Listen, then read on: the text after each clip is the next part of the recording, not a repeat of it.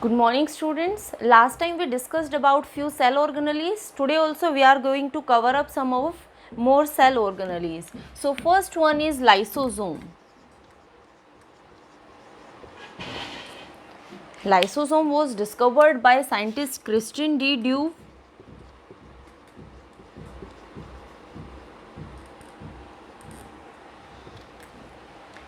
And what lysosome is actually lysosome is a small vesicle. ये एक बिल्कुल छोटे से वेसिकल जैसी है that is having a one single membrane. सिर्फ एक सिंगल मेम्ब्रेन प्रेजेंट है and loads of enzymes hydrolytic enzymes are present inside it. So it is like a maybe spherical or irregular in shape, single membrane bound organelle, and this single membrane bound organelle is filled with lots of hydrolytic enzymes. This is what lysosome is. So single membrane bound organelle,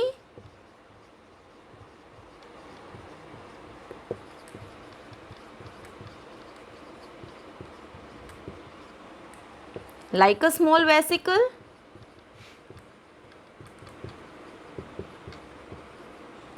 and have around 50 of hydrolytic enzymes. So about 50 hydrolytic enzymes are present. See, not necessary that one single lysosome is having all the 50 hydrolytic enzymes. That is not necessary. Some of the lysozymes are having some enzymes, other lysozyme is having some different combinations of enzymes. So this is how these 50 enzymes are distributed in different lysosomes. Now what kind of enzymes are these hydrolytic enzymes? These are acid hydrolases.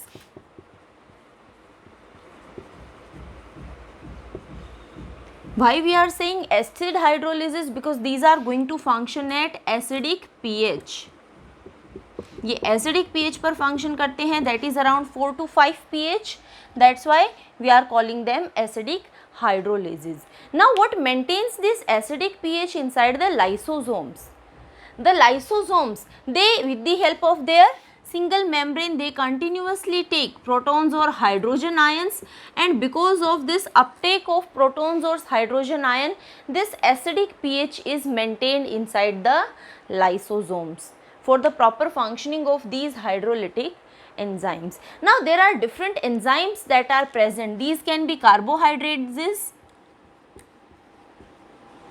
which are responsible for the breakdown of carbohydrates. They can be lipases, breakdown of fats, lipids. They can be proteases also for the breakdown of proteins, polypeptidases. So there are lots of different hormones which are going to act on different substrates. Now there is chances that this lysosomal membrane can also be dissolved with the help of these hydrolytic enzymes, because they are directly coming in contact with the lysosome membrane, but it is not happening because the lysosome is going to protect its structure by the help of glycosylation. So glycosylation of lipids and proteins are going to protect the lysosomes from the action of these hydrolytic enzymes. So they are being protected. Now these lysosomes, they are going to show endogenous degradation, means the things that are going to be present, the cell organelles that are present, cells that are engulfing foreign material, like we are having most of the phagocytic cells, they are showing phagocytic activity.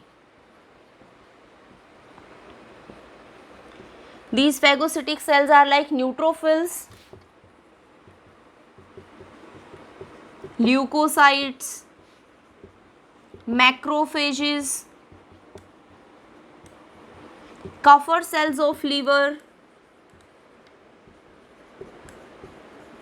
So all these cells are having phagocytic activity in which they are going to engulf any pathogen or any of the foreign agent. So these cells are having more number of lysosomes in them. While these lysosomes are going to be absent in prokaryotic cell, they are present in eukaryotic cell. In some of the cells which are having phagocytic activity, the number of lysosomes are going to be more, and in some cells like mature mammalian RBCs are there, these lysosomes are going to be absent. So this is how they are present in different cells.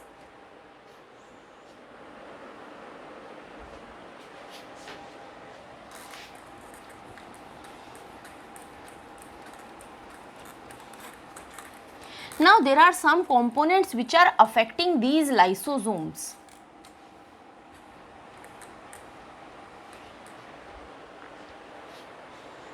These are making the membrane of this lysosome fragile so that it can easily break.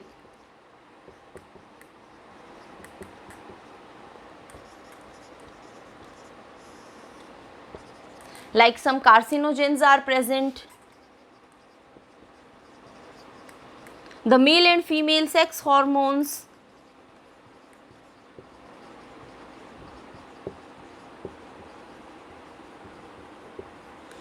If there is excess of vitamin E, that is also responsible for making these membranes fragile.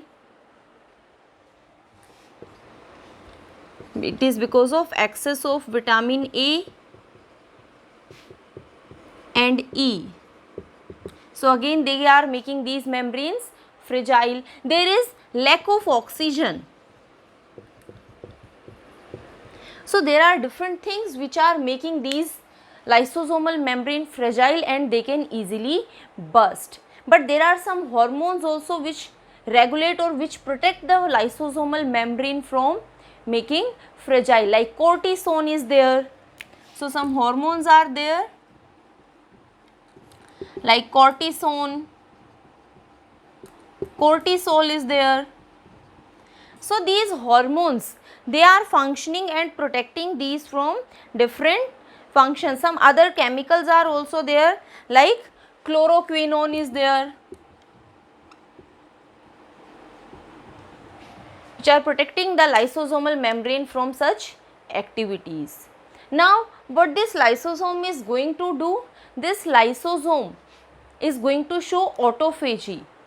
When there is a death of a organelle becomes too old, then it is going to autophagocyte, it is going to show a phagocytic activity, engulf that organelle and degrade it.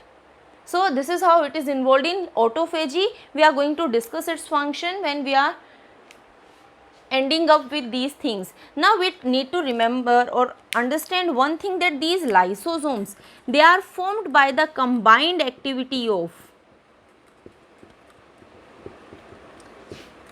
rough endoplasmic reticulum and Golgi complex. What this lysosome is having, it is having hydrolytic enzymes and a single membrane is there. Now for the, it's rough endoplasmic reticulum. For the formation of enzymes, the precursors, or you can say the non-functional proteins, they are formed from this RER. So it is going to form the precursor of enzymes, hydrolytic enzymes.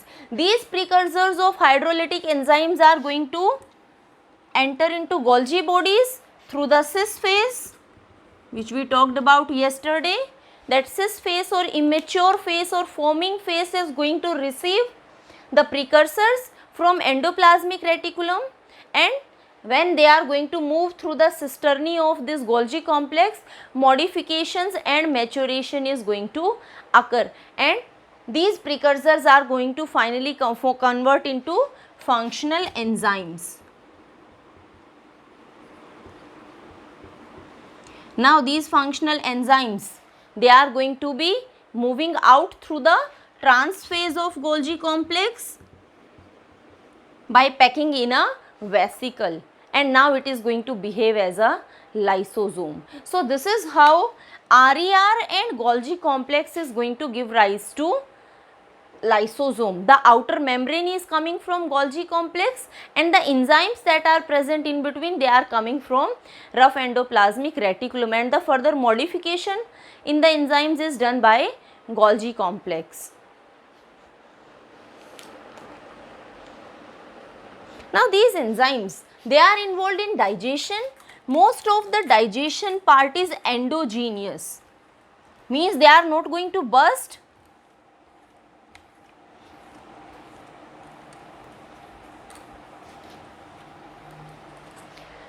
But they are going to come in contact with the food particles or any of the particle, phagocytize it and break down into different components. So the particles or the substances which are required to be digested by these lysosomes, they are going to enter inside the cell. That's why I am saying that there is endogenous, or you can say breakdown. The sub molecules are going to enter inside the cell, but sometimes what happen, if there is a toxin or carcinogen, then these lysosomal enzymes will be released outside the cell and it will be responsible for the degradation of substances that are present outside the cell also. But most of the times it is going to degrade substances that are present inside the cell. Now these lysosomes, they show polymorphism. They are present in different stages. Different forms are there, so polymorphism is shown. And what different type of lysosomes we are having? We are having primary lysosome,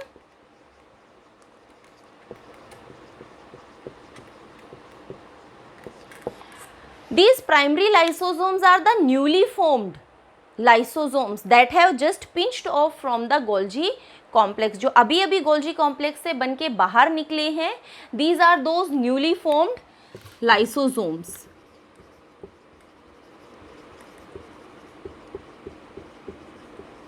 To become functional, they fuse with endosome and become functional lysosomes.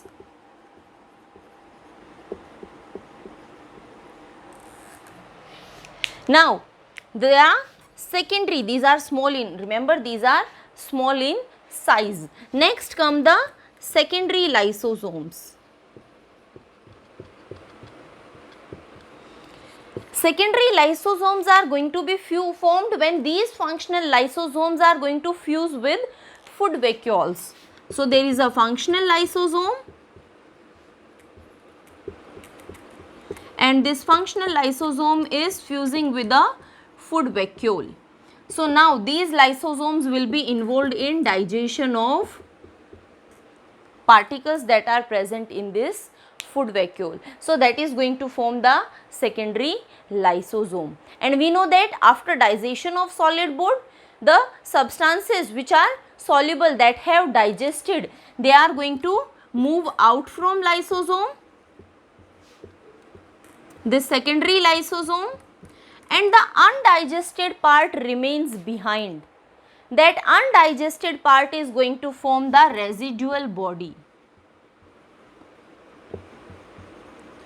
or you can say residual lysosome. So third one is residual lysosome.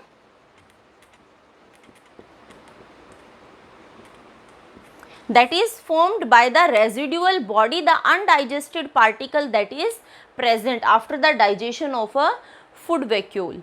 Now this undigested residual body will be removed out of the cell by the process of exocytosis. We already talked about exocytosis. So this is a cell, here is a residual body that is present. Now this is going to fuse with the plasma membrane and finally it will be moving out through this plasma membrane, and with the help of this exocytosis this residual body will be removed out. There are some of the disorders which are generally caused because of any problem these residual bodies are not able to show exocytosis, means they are not coming out of the cell and their aggregation takes place inside the cell. Some of such diseases are like hepatitis, because of the aggregation or accumulation of residual bodies inside the cell. Tay-Sachs disease is there, polynephritis is there. So these are some of the diseases that are occurring because of the failure of exocytosis. that is shown by residual bodies. And last type of ribosomes are autophagic lysosomes are autophagic lysosomes, or you can say autophagic vacuoles.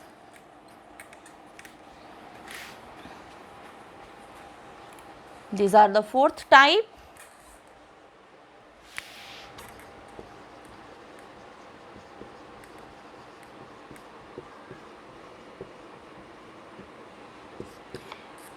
Autophagic vacuoles are formed when there is a cell organelle that is, you can say, injured or not functioning properly, or it is old, the cell wants to remove that cell organelle. So lots of primary vacuoles, they aggregate or they surround that particular cell organelle. So that is formed by surrounding of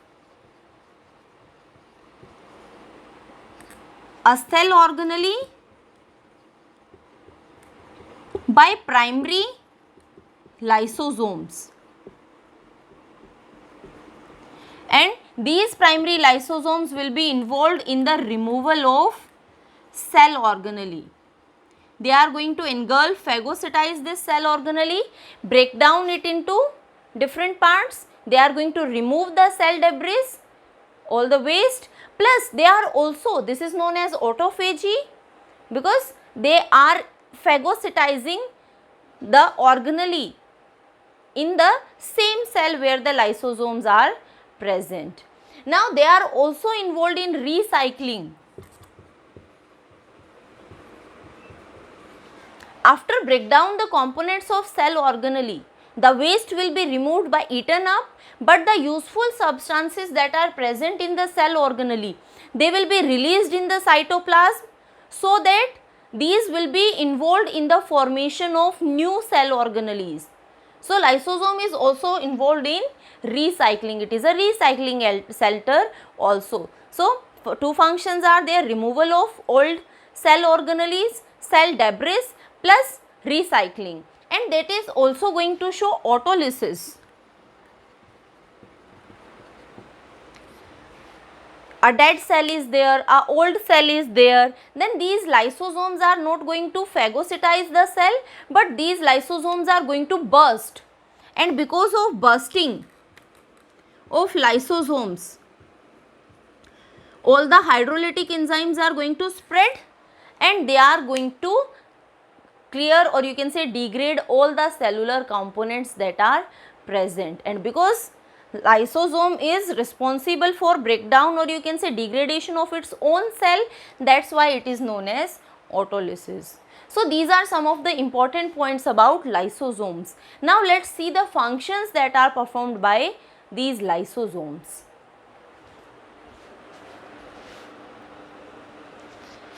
These are some of the functions of lysosomes. Let's discuss them one by one. First is intracellular digestion. Digestion, we already said that digestion occurs, most of the food particles are digested inside the cell, that is with the help of lysosomes. Sometimes it is also going to show extracellular digestion, in which the lysosomal enzymes are released out of the cell and the particles are getting digested.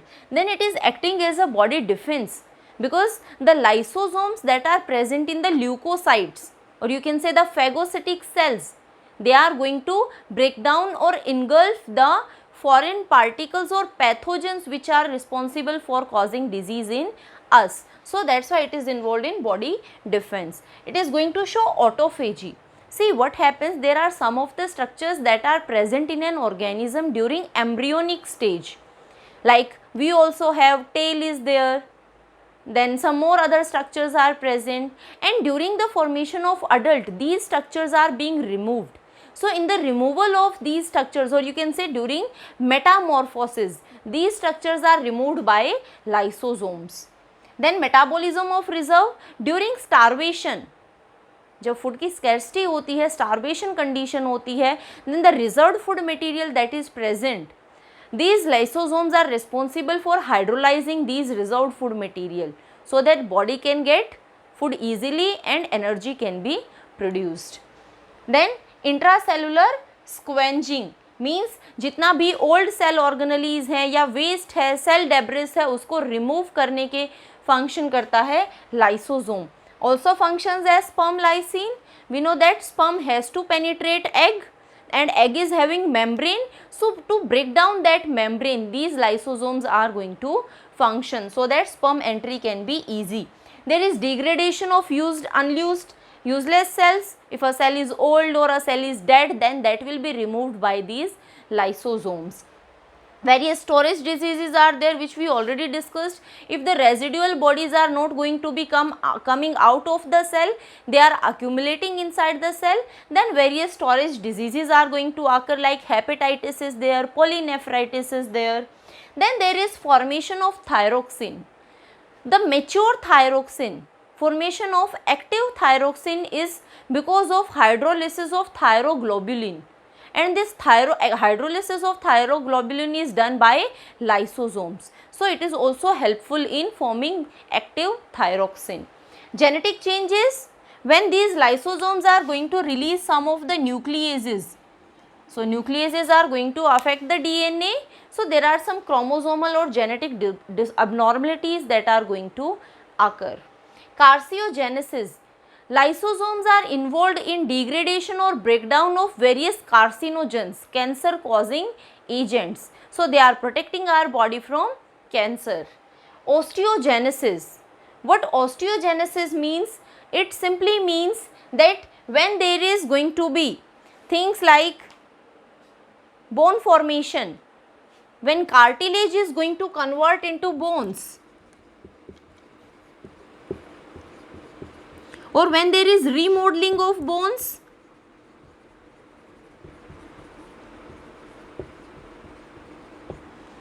at that time these lysosomes are going to remove old matrix so that new matrix can be formed at that place. That is known as osteogenesis. So these are various functions performed by lysosomes. So that's all about lysosome. Now we are going to discuss next organelle, that are vacuoles.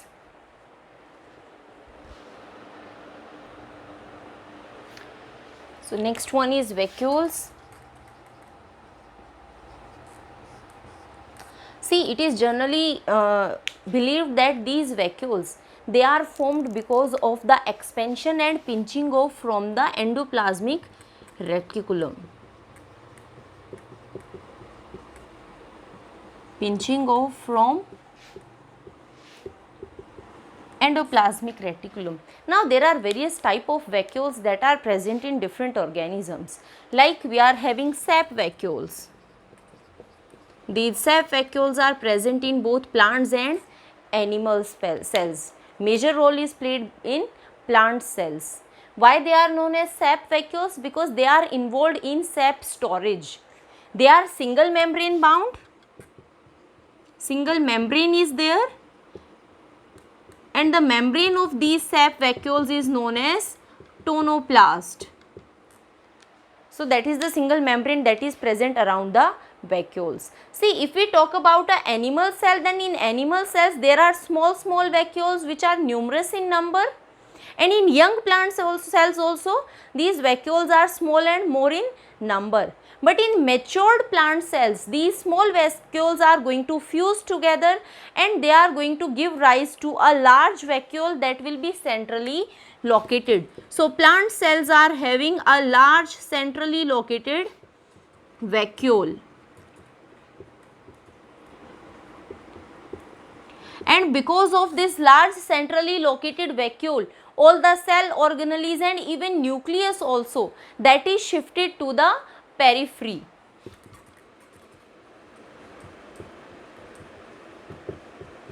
Nucleus, they will be shifted towards periphery.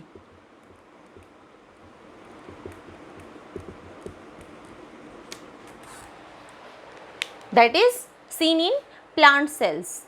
And these sap vacuoles, they are used for storing sap, and this sap is basically containing sugars are there, proteins, amino acids, some pigments are also present, lipids are there, water is present, and waste is also present. So all these things, even reserved food material also.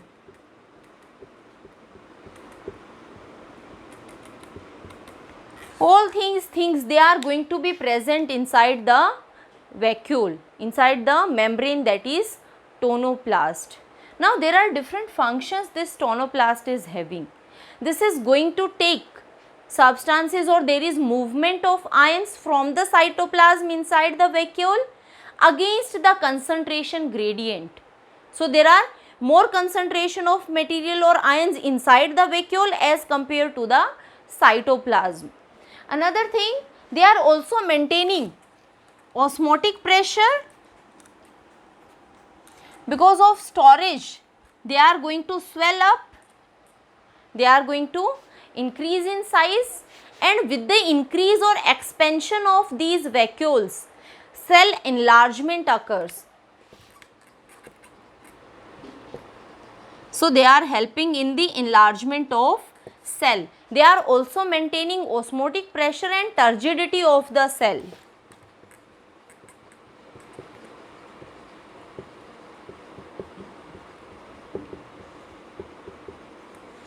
Reserved food material, starch is also stored. They are removing the waste from the cytoplasm, and all the waste will be accumulated inside the vacuole.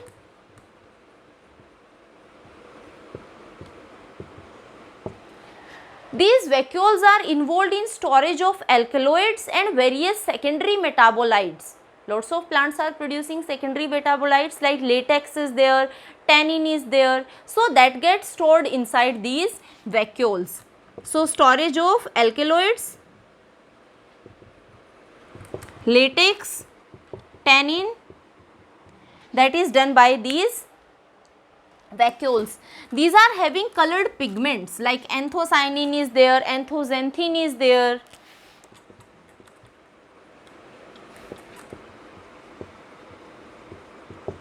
Anthocyanin, anthocyanin, and these pigments are providing color to the flowers, like dahlia flower or different rose flowers. Different flowers are there that are getting color through these pigments, and through colors they are going to attract the pollinators. So these vacuoles are also playing role in pollination. These are the different functions that are performed by sap vacuoles. Now some organisms, like most of the protists, they are having second type of vacuoles that are known as contractile vacuoles. These contractile vacuoles are going to be present in organisms which are living in fresh water. So protists that are mostly living in fresh water. What happens basically? Again, due to endoosmosis, the water, that there is more tendency of the water to enter inside the cell of the organism, and because of this continuous uptake of water, there are chances of bursting of the cell. So that is maintained by contractile vacuole. What these contractile vacuoles are doing? They are attached with the feeding canals, and with the help of these feeding canals, they are going to take material, waste plus more and more water from the cytoplasm, and because of uptake of more and more water and substances from the cytoplasm, they are going to expand, and this expansion of contractile vacuoles is known as diastole. So diastole has occurred because of more and more absorption of water from the cytoplasm. Then these contractile vacuoles are going to fuse with the plasma membrane. They are going to release the water, excess of water that they were having, and again they are going to shrink. They are going to reduce in their size, and that shrinking is known as systole. So this is how they are continuously removing excess of water present inside the cell. That's why this contractile vacuole is involved in osmoregulation,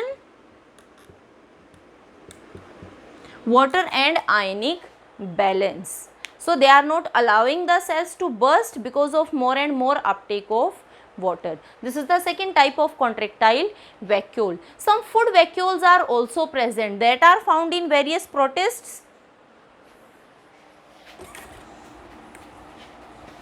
Phagocytic cells of animals and some lower animals.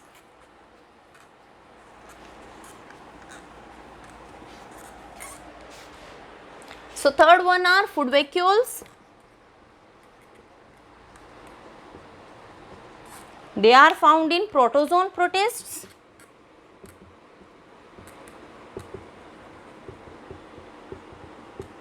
Then they are present in some lower animals. And phagocytic cells of higher animals.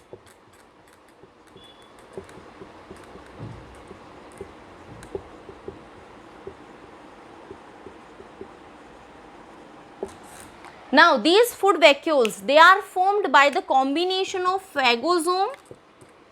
Phagosome is going to fuse with lysosome and it results into the formation of food vacuole. Now lysosome is having the hydrolytic enzyme, so digestion is going to occur and the substances that are useful for the cell are going to be move out of these lysosomes. Another type of vacuoles are gas vacuoles. We already talked about these gas vacuoles when we were talking about prokaryotic cell. So some of the prokaryotic cells are having gas vacuoles which are impermeable to water and most of the substances, but they are highly permeable to the atmospheric gases. And because of these gases present, these are going to provide them buoyancy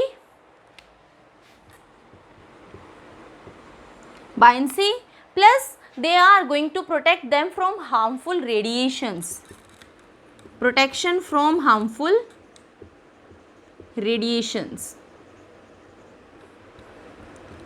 So these are some of the types of vacuoles and functions performed by these vacuoles. Now the third organelle which we are going to discuss today is mitochondria.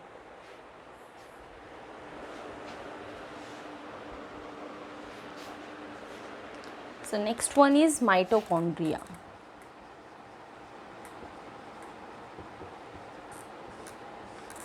We have talked about mitochondria in our lower classes also, and we know that mitochondria is involved in formation of energy production.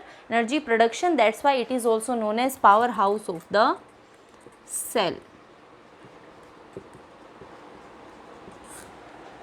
How many membranes are going to be present? We are going to discuss about the membranes also. It is a double membranous or double membrane bound organelle. Two membranes are there, one is outer membrane and second one is inner membrane. Now number of mitochondria is going to vary from cell to cell. जो cells ज़्यादा function करती हैं, जिनको energy की requirement ज़्यादा होती है, in those type of cells the number of mitochondria will be more. Like germinating seeds, they are having more number of mitochondria, while dormant seeds that are not involved in germination, they are having least number of mitochondria. Their position also in unspecialized cells, they are going to be you can say distributed randomly inside the cytoplasm. In some of the secretory cells, they are defined locations, they are present towards the periphery. So depending upon the function of the cell, the activity of the cell, the number and position of mitochondria are going to vary. These are double membrane bound organelles, so they are going to be absent in prokaryotes as well as mammalian RBC, mature mammalian RBC, but they are present in the eukaryotic, most of the eukaryotic cells. They are almost cylindrical in shape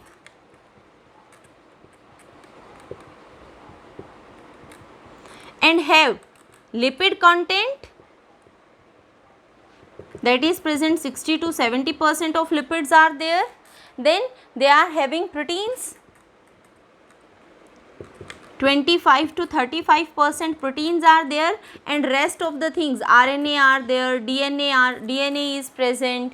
So rest of the things are going to be present inside the mitochondria. If we talk about the membranes of mitochondria, then outer membrane of mitochondria is fully permeable to most of the substances and it is smooth. Fully permeable and smooth. Some of the enzymes like lipid synthesizing enzymes are associated with this outer membrane, while the inner membrane of mitochondria is highly folded and that is permeable to only some of the substances and impermeable to most of the ions. So it is going to be impermeable to most of the ions. For this impermeability, what is responsible? Basically these are having phospholipids which are having 4 fatty acid chains. These are known as cardiolipins. And because of the presence of these cardiolipins, the inner membrane is going to be impermeable. Plus this inner membrane is folded, that is increasing the surface area for most of the enzymatic reactions and enzymes, and the involutions that are formed, these are known as cristae, that are going to be present on the inner membrane of mitochondria. Now this inner membrane of mitochondria is having some elementary particles. These elementary particles are also known as F0, F1 particle or also known as oxysomes. How these particles look like? There is a base that is known as F0, a stalk is present, so and a head region is there. So it is giving almost a racket like appearance. This is the F0 particle, that is the stalk, and this is the F1 particle. This particle, it is going to be lying inside the inner membrane. So say this is the outer membrane of mitochondria and inside to it inner membrane is present, that is going to be present in folded form, and over here these F0, F1 particles are going to be present. Now these are functioning as a ATPase, and because of their ATPase activity, they are involved in the formation of ATP.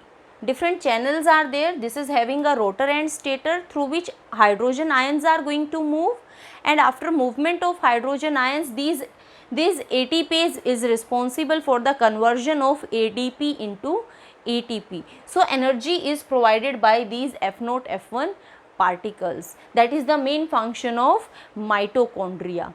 If we talk about the space that is lying between outer membrane and inner membrane, that is the inner membranal space, and one space is present inside the inner membrane, that is going to be known as the matrix of the mitochondria, and this matrix of the mitochondria is having ribosomes are present, DNA is present, RNA, some lipid globules are present. The ribosomes that are present inside the mitochondria are 50S to 70S type, and DNA that is present, that is like known as mitochondrial DNA, and that is more similar to a prokaryotic DNA, means a single circular DNA is present, and because of presence of this single circular DNA, mitochondria is also known as a semi-autonomous organelle, because most of the enzymes that are required by mitochondria, proteins required by mitochondria, it is going to synthesize these enzymes by its own. That's why it is known as semi-autonomous organelle. This is not a fully autonomous organelle, because for most of the enzymes it is also dependent upon the nucleus. So these are the structures that are present inside the mitochondria. What functions mitochondria is going to provide? It is going to release ATP that is used in different functions.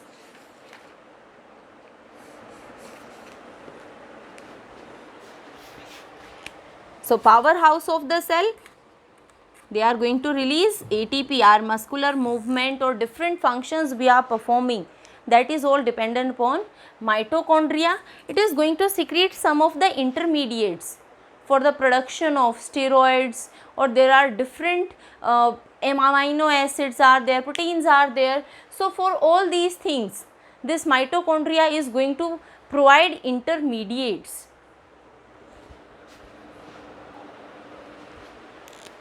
Different alkaloids are there,